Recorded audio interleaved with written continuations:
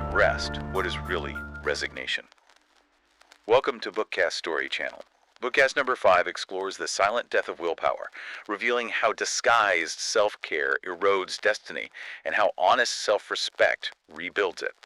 You know, modern culture has somehow developed this very dangerous habit, really. We're constantly confusing instant comfort with true long-term growth. We seem to be demanding immediate ease, always searching for the path of least resistance, almost at every turn. But that very pursuit, well, it can become a path of deep internal erosion rather than, elevation. Right. We risk prioritizing that short-term soothing, feeling good now, over building genuine long-term strength.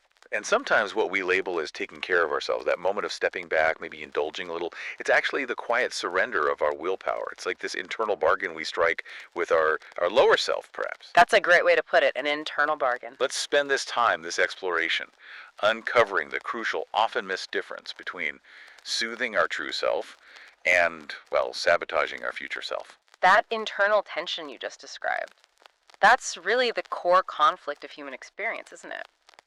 The source material we're looking at focuses specifically on what it calls tooth the hip, which translates to self-compromise. Self-compromise, okay. And it explores how this persistent internal bargaining just silently undermines our highest potential. What's truly fascinating, though, is that this isn't new. The great wisdom traditions across history, from ancient philosophy to spiritual doctrines, they've universally identified this exact battle. The unending conflict between Banang, which is our instinct or impulse. Right, the immediate urge. Exactly, and Latri, our reason or disciplined will, that higher part of us, the choice we make in that specific moment of tension. Well, that's the fundamental choice of our life, really. Is the comfort we're seeking genuinely restorative? Is it serving our highest ideal, our future self?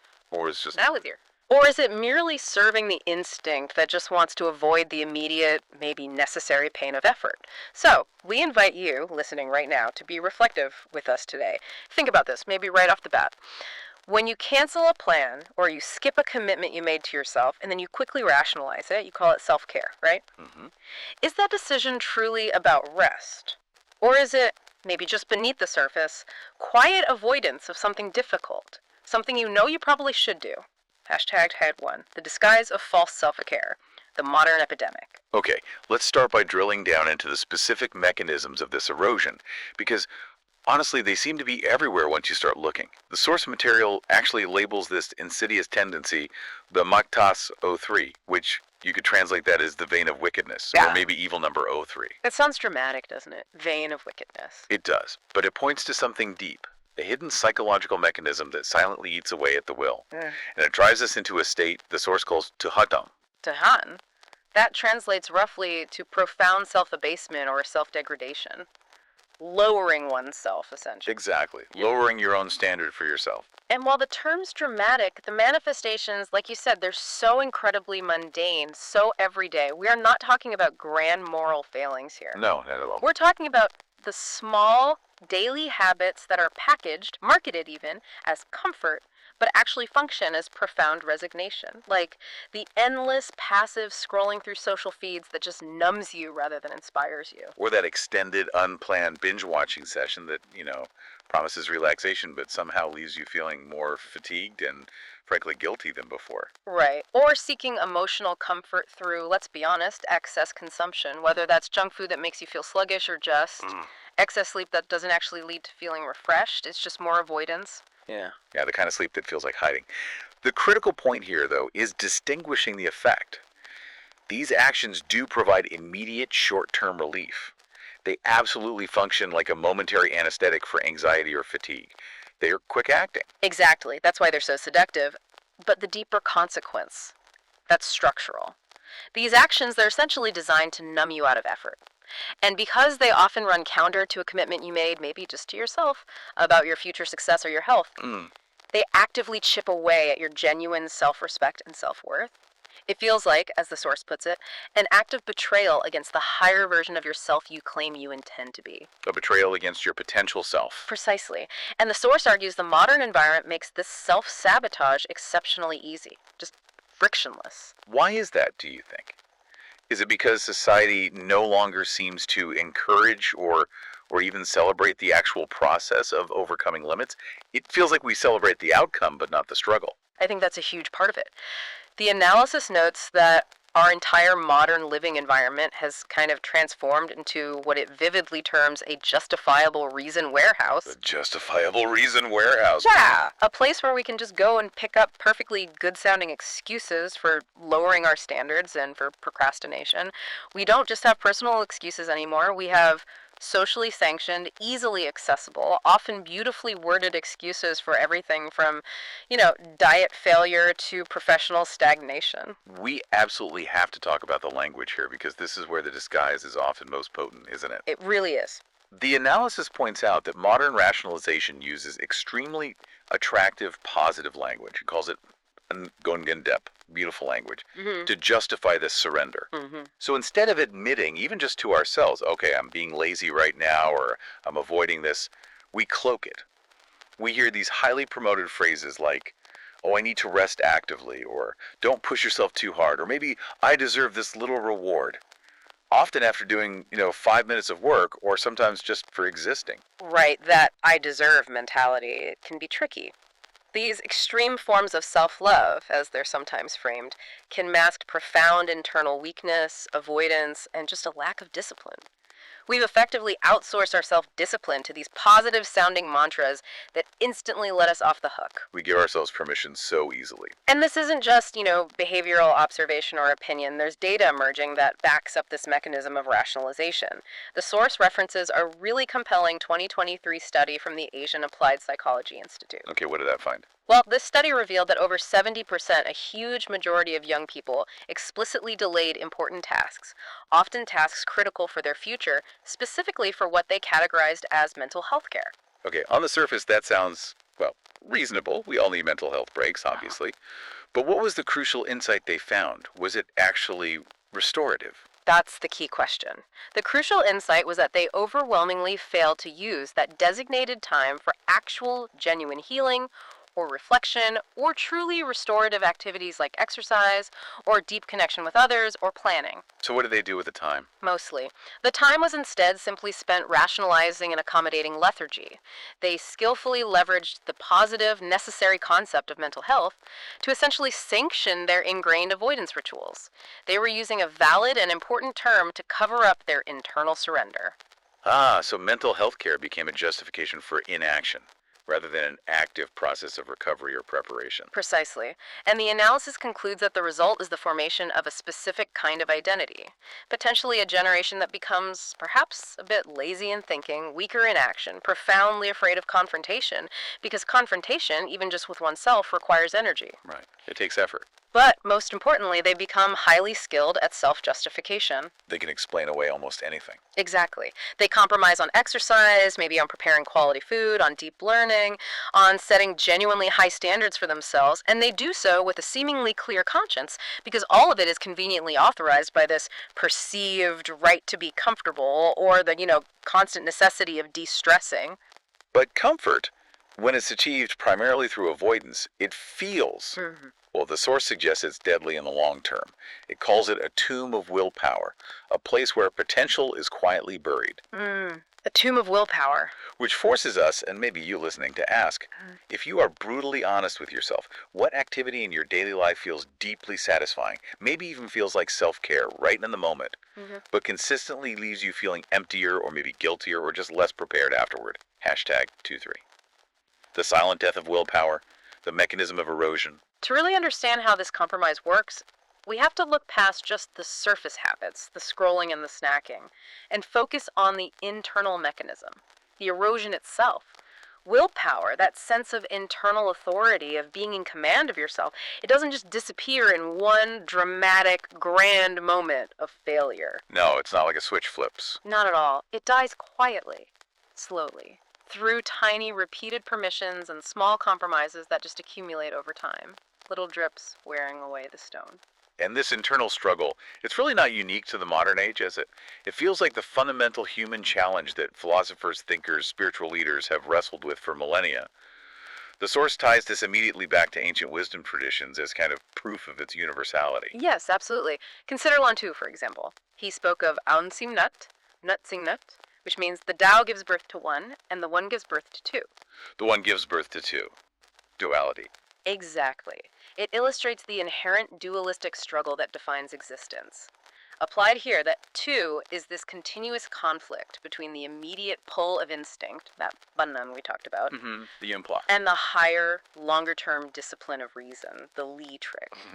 This dualism is just a constant internal battle we're all fighting, all the time. And the response from someone like Confucius or Kong Tu was, well, it was an absolute mandate for mastery, wasn't it? His famous imperative was Kakfuk Lovi Hun. Which means, Conquer yourself, return to propriety or ritual, and only then do you become truly humane. He placed self-mastery as the absolute prerequisite for any kind of higher human engagement or contribution. You have to get yourself right first. it's foundational. And even in the Buddhist tradition, Tugvat the Buddha in the Four Noble Truths, the Tuddhayota, identifies the root cause of suffering. It's not usually external circumstances, is it? No, it's internal. It's thamai, which is craving or desire. And this craving is precisely the tendency of instinct to relentlessly seek constant pleasure or the avoidance of pain, regardless of the long-term karmic or psychological consequence. It's that short-term focus again. Okay, so if the collected wisdom of humanity for thousands of years is crystal clear that we must master our instinct, why do we constantly fail? What is the trigger for that moment of compromise? What makes us give in? Well, the mechanism of compromise, according to this analysis, it gets triggered when our higher functions, our reason, Li Tri, or maybe just our physical or mental energy, Helik, or our wisdom, our clarity, when those are weakened or exhausted. So when we're tired, stressed, depleted. Exactly. When those higher functions diminish, instinct sees a window of opportunity and it just rushes in to take over. And the source material emphasizes really strongly that this compromise is not an act of self-mercy. It's not being kind to yourself. It feels like it is, though. It feels like it, but it's actually a quiet bargain with the self, specifically to avoid difficulty or discomfort, regardless of the cost to one's integrity or long-term goals. And we see this bargain playing out daily, don't we? Sometimes, 100 times a day, in the little internal statements we tell ourselves, oh, it's okay to skip the workout today, my body needs rest, when maybe, deep down, you know you just need to face the difficulty of getting started. Or, I'll start that big project tomorrow, knowing full well tomorrow often never comes. Or even that defensive, almost argumentative thought, well, I'm not that bad, I'm still better than my friend so-and-so, comparing downwards. Yeah, finding someone doing worse to feel better about our own inaction. That is the bargaining table. But the core danger here, the really insidious part, is what the source calls identity erosion. Every single time you accept a lower, easier version of yourself, every time you break a commitment you made, no matter how tiny it seems, You lose something. you lose a tangible piece of self-respect. That small compromise, that quiet negotiation, it doesn't just postpone the task, it actively degrades the internal structure of your authority over yourself. And if you keep repeating that compromise, that classic, I'll do it tomorrow, it eventually stops being just a temporary excuse, doesn't it? It fundamentally turns into an identity. Exactly. You stop being a person who occasionally struggles with follow-through, and you actively become the type of person who postpones commitments to yourself. It gets baked into how you see yourself. I'm just not a disciplined person. I'm a procrastinator. Right. That loss of internal trust. That is the silent death of the will. Imagine your self-trust like a bank account. Every promise you keep, even a small one, is a deposit. Every compromise, every time you let yourself off the hook when you shouldn't, is a withdrawal. And if you keep overdrawing. You eventually declare internal bankruptcy. Your actions are no longer aligned with your stated values, your intentions, and you stop being your own reliable authority. The will, that Li Tri, can no longer effectively command the body or the mind. It loses its power. It loses its power. Which leads us, and you listening, to consider the path of your personal trajectory. Where exactly are you giving yourself permission right now that is slowly, quietly stealing your potential future? What small bargains are you making today? #3. The consequences of self-compromise, bending the soul and lowering destiny. The source material is, well, it's pretty unsparing, actually, in detailing the severe, multi-layered consequences of this continuous self-compromise. It really emphasizes the impact across 3 key dimensions: the physical and energetic, the spiritual, and ultimately the material manifestation of our destiny. It sees them as interconnected, not separate issues. Exactly. Let's start with the physical and energetic cost, which the source describes under the heading Va-Ki-Hak, which translates to on internal energy or ki. The finding here is that persistent compromisers, those who habitually seek ease and avoid challenge, quickly lose energy. Specifically, it mentions depletion in the trung tube. Trung tier. That refers to the middle burner or the center of energy in traditional East Asian medicine systems. It's considered the area governing the digestive organs, but also crucially, the heart and intentional action, what the source calls tum ki. Tun ki, so heart energy. Energy for action. Yeah, think of tum ki as your internal battery, maybe, or the furnace of your motivation. It's where your vitality, your courage, your get up and go, your immediate motivation to act actually resides. Okay. When the center is depleted by constant internal surrender, by always choosing the easy path, by not pushing ourselves even moderately, the analysis states the consequences are pretty devastating, physically and energetically. You develop chronic lethargy. That feeling of always being tired no matter how much you sleep. Exactly. Your eyes, it says, can lose their brightness and look empty. There's just a general depletion of vital energy. And this inertia, this lack of internal fire, it doesn't just feel bad. The source argues it tangibly weakens the immune system and the body's overall resilience. It's like the stagnation of intentional, purposeful living energy causes the physical body itself to fail faster than it should. Wow. So the lack of willpower has a direct physiological cost. That loss of energy then seems to feed directly into the second dimension, the spiritual cost, described as nik lukon karma, or spiritual resonance. Right. The idea here is that every single act of self-deception, every promise broken to yourself, every delayed action born of avoidance is fundamentally an internal betrayal, and this betrayal fractures the stability and the authenticity of your internal energy field. That's a deep concept, fracturing your internal energy field. It is. If you continually break promises to yourself, your personal energy field, maybe think of it as your internal dialogue or your subconscious sense of self, it becomes chaotic and untrue. It lacks integrity. This results, the source claims, in the accumulation of what it calls falsehood karma nipjatao vichinmin. Falsehood karma with yourself. Yes, you become internally unreliable. You're not authentic, even to your own subconscious mind. Your inner self knows you are lying to yourself when you make excuses, and that knowledge creates a kind of internal systemic chaos or dissonance. And the ultimate spiritual cost detailed here. It's really profound. The source actually suggests that the universe, or maybe higher forces, whatever your belief system, actively stops sending opportunities, those moments of serendipity or synchronicity, to a person who cannot keep even a basic vow to their inner self. Why would that happen, though? What's the mechanism there? Well, the thinking seems to be that high-level resources, positive relationships, significant opportunities, they require constancy and stability to actually manifest and stick around.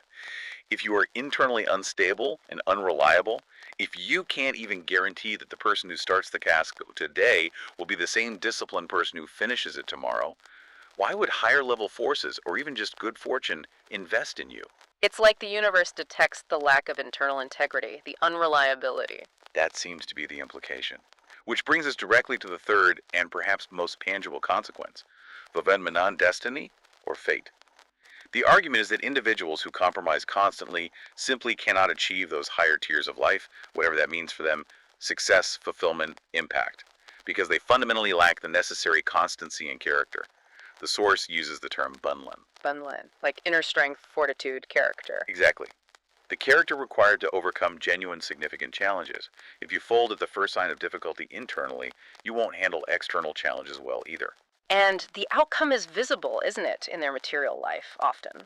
The analysis suggests they're not trusted or relied upon for important roles or projects. High-level resources and opportunities, referred to as nguyen luk cao tong, simply do not gravitate toward them because they're perceived, maybe subconsciously by others, as too risky, too prone to collapse under pressure. Yeah, unreliable. Unreliable. Their finances, their tai luk, as the source puts it, may slip away because they lack the discipline maybe to manage money well or to follow through on opportunities, and their entire life trajectory can remain stagnant, kind of stuck in mediocrity, circling the same problems. The analysis summarizes this entire system as a really vicious, self-feeding cycle that's crucial for us to recognize in ourselves. It goes like this. Difficulty arises in life, as it always does. Instinct immediately seeks avoidance, comfort, the easy way out. Reason, already weakened by previous compromises, is basically powerless.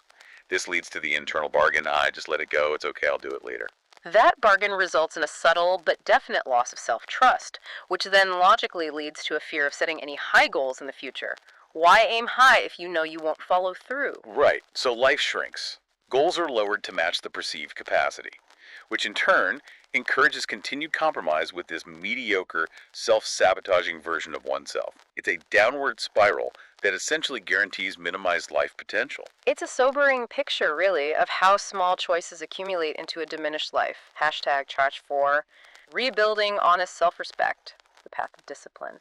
Okay, so if we recognize ourselves, even partially, in that cycle, if we feel caught in this wicked cycle, this makta, as the source called it, the good news is, the source material also provides a powerful and, importantly, practical transformation journey. It's centered on reestablishing the discipline of the higher will, what it terms the ichikautang. Okay, a path out. That's what we need. This journey seems to require 4 fundamental shifts. Shifts in perspective, but also very much in practice. The first essential shift is tukrambannankao, which means awakening the higher self. Awakening the higher self. And the cornerstone of this first shift is fundamentally redefining what true rest actually is, getting honest about it. That's critical because true rest, as defined here, is anything that genuinely recharges your capacity to meet your commitments and live up to your potential. False rest, or compromise disguised as rest, is merely a retreat from responsibility. It drains you long term. So how do we cultivate this awareness? To cultivate this, the source mandates a daily practice. Just 10 focused minutes of Tinlang Vafen to stillness and reflection. The goal is deceptively simple.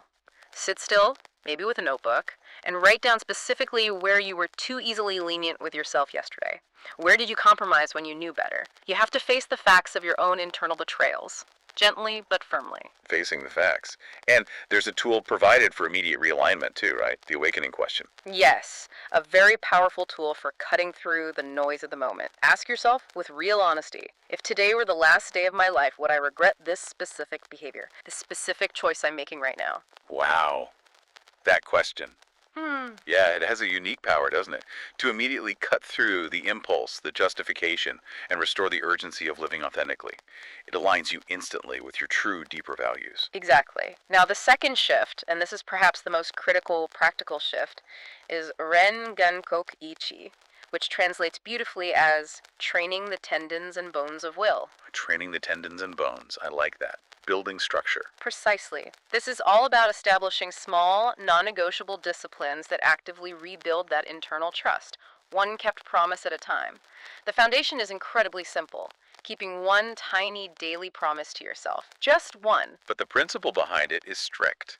Very strict. Jilovi Chingmenuglivi Fop, keep your word to yourself as solemnly as you would keep your word to the Dharma, or a sacred law, or the most important promise you could make to another person. Treat your commitments to yourself with that level of reverence. That focus on just one small, kept promise. It feels crucial. Because, like the source implies, if you cannot keep a promise to yourself about, say, making your bed, or drinking a glass of water first thing, you certainly won't keep a promise about launching a business or writing a book. It starts small. Build the muscle. And the source then introduces a very clear framework for this rebuilding, the 21-day reestablishment protocol. It's specifically designed to shatter those deeply ingrained psychological barriers of I can't or I always fail. Okay, let's break this protocol down. 21 days, it feels manageable. What happens in week 1? Right, week 1 is called familiarization. You establish 5 foundational, relatively simple commitments. The examples given are things like waking up 15 minutes earlier, maybe handwriting 1 page in a journal, eating 1 healthy meal consciously, reading for 10 minutes, and consciously choosing not to complain for the day. Okay, basic but foundational habits. Exactly, and the goal for week 1 is intentionally modest. Aim for a 60% completion rate, and you must record it diligently in an action diary. We start low not because the bar is low, but because experiencing success, even fractional success, is the absolute first step in restoring belief in yourself. We're building habit recognition without the crushing pressure of perfection right away. Okay, so 60% success in week 1, recorded. Then week 2 is concentration. What changes? You immediately raise the standard. The goal is now an 80% completion rate for those initial 5 commitments. And you strategically add 1 more difficult commitment. This might be something like 10 minutes of quiet meditation morning and night. The source calls this tempo. Tento, quiet sitting. Yes, this stage demands greater focus and conscious effort. We're moving the commitment from just a simple, maybe passive habit towards an active, focused discipline. The goal is consistency under slightly increased but manageable pressure. Right, building the capacity. And then week 3 is challenge. This sounds like where it gets tough. This is where you solidify the gains. You must maintain all the existing commitments, still aiming for that 80% or higher consistency, and crucially, you add one action that is specifically outside your established comfort zone. Pushing the boundary, like what? It could be tackling a difficult task you've been dreading, maybe deep writing on a complex topic you feel unqualified for, perhaps engaging in some form of public self-discipline like sharing your goals, or taking on a small project that previously caused you significant anxiety. This phase is specifically designed to shatter those psychological barriers that whisper, I can't do this, or I'm not capable of sustained effort. You prove them wrong through action. And the payoff for sticking with this for 21 days, according to the analysis. It's potentially monumental. After 21 days with a consistent, recorded 80% success rate, your internal belief system, the source argues, has undergone a fundamental shift. You have proven, through tangible evidence, that you are reliable, at least more than you were. This restored internal belief then forms the foundation for what the source calls the universe, or perhaps just opportunity, to help luck. Hup luck meaning. To cooperate, to align with you. The idea is that the world starts sending larger, higher-tier opportunities your way because you have demonstrated internally first that you are trustworthy and capable of sustained character and effort. You're ready for more responsibility. Okay, that's huge. Now the third shift. Replacing avoidance with renewal. This sounds important too. Critically important. It is not enough to simply stop the bad habits, the avoidance rituals. Nature abhors a vacuum, right?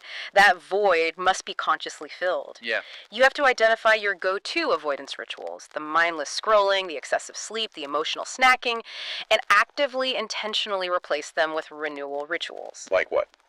These are things like a dedicated walk, maybe outside in nature. Focused journaling about your thoughts and feelings, engaging in a meaningful, perhaps challenging conversation instead of retreating, or simply focusing intensely on fulfilling the commitments you established in your 21-day plan.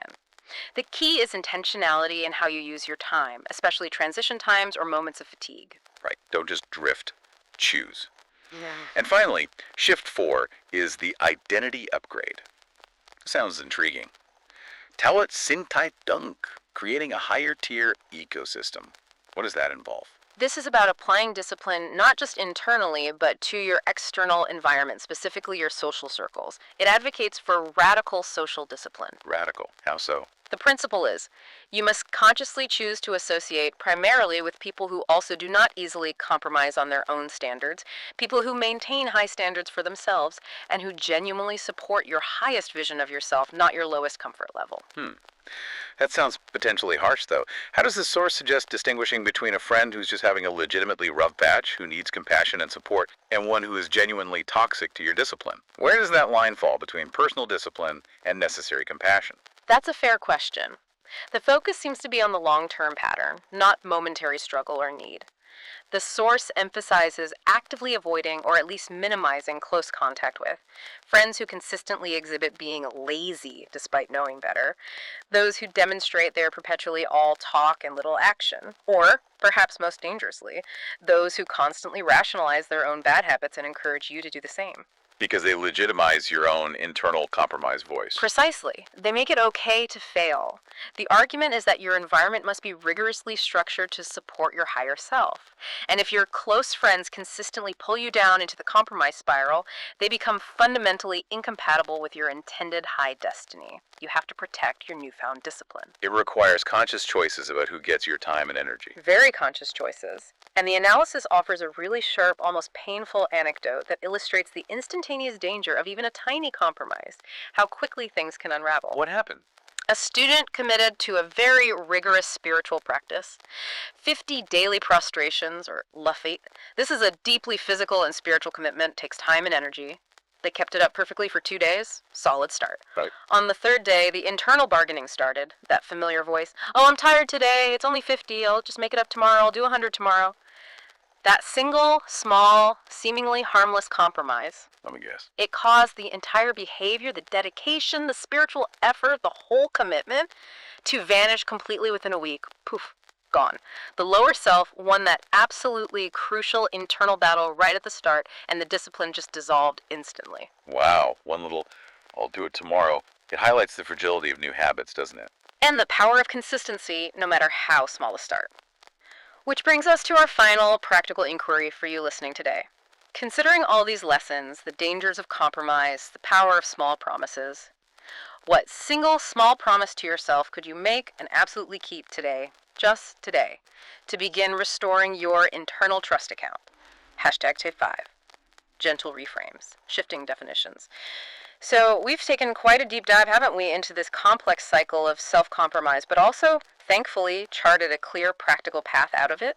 To really solidify this knowledge, to make it stick, it seems we need to conclude by fundamentally redefining some key terms in our lives, judging them not by how they feel in the moment, but by their ultimate long-term effect on the self we want to become. Right. We have to internalize these new definitions. First, rest isn't merely avoidance. True rest is actually alignment. Alignment, I like that. Yeah. True, restorative rest recharges us specifically so that we can successfully meet our commitments and live up to our potential. False rest, the compromise, is simply a retreat from necessary responsibility, and it actually drains us more in the long run. Okay. And second, we absolutely must stop viewing discipline as some kind of punishment or a burden, an obligation. Discipline is not punitive. It is, in fact, perhaps the highest expression of self-respect. Self-respect in action. Exactly. It's the consistent, evidence-based practice of honoring the self you intend to become. It's ensuring that the self of today actively serves the destiny of tomorrow. You're building character, integrity, not just checking items off a to-do list. And this really brings us back to the central thesis we started with. Self-care that actively weakens your willpower, self-care that encourages surrender to impulse or ease, well, it isn't care at all. It's a form of betrayal. It's burying your incredible potential in what the Source so vividly calls a tomb of comfort, namoshon vuichi, a tomb burying your willpower. That's a powerful image. Isn't it? The litmus test becomes, if a behavior makes your future self weaker, less capable, or less trustworthy in your own eyes, then it is a clear internal betrayal, regardless of how momentarily comfortable or justified it feels right now. Therefore, the central mandate, the core instruction from this analysis for breaking the compromise cycle, is to reestablish an unshakable high standard of living for yourself. Internally first. And what does that look like practically? It means consciously choosing never to lower your standards simply due to external circumstance. Never breaking direction or changing course simply because of laziness or inertia. And never dropping a commitment simply due to temporary, passing fatigue you push through appropriately. This leads us directly back to that foundational truth derived from these sources, doesn't it? Tu trangla kudo ku van mankao. Which translates to, Self-respect is the beginning of high destiny. It's the absolute foundation required for genuine, sustainable, long-term success and authentic happiness. It's what creates strong character, what the Source calls kichetman. Kichetman, strong inner quality, presence, character. Yes, and that character leads to an authentic, expansive life rather than a constricted, compromised one. So we have to hold ourselves accountable ultimately to that higher vision we have for ourselves. Starting not tomorrow, but today. Right now. Maybe take a moment, right now as you listen, to reflect. How would your choices shift, maybe even just for the rest of today, moment by moment, if you made a pact with yourself to define self-care only as anything that consistently makes your future stronger? Hashtag outro. Well, we've established, I think, that the biggest battles for our destiny, and certainly for our internal integrity, they aren't fought in grand confrontations out in the world. They're fought in the quiet, often tiny moments of daily choice. Inside ourselves. The key, as we learn from the source material, is stopping that silent, destructive internal bargaining with our lower instinct, recognizing it and refusing the deal. The power to change, and certainly the power to rebuild that lost self-trust, it begins right now, with one small, uncompromised action taken today. That's today's exploration on the Bookcast Story Channel. We're Sam and Lily. Thank you so much for being with us and exploring this with us.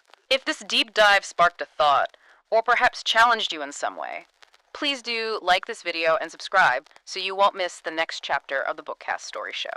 Until next time, stay kind, stay strong, and keep exploring.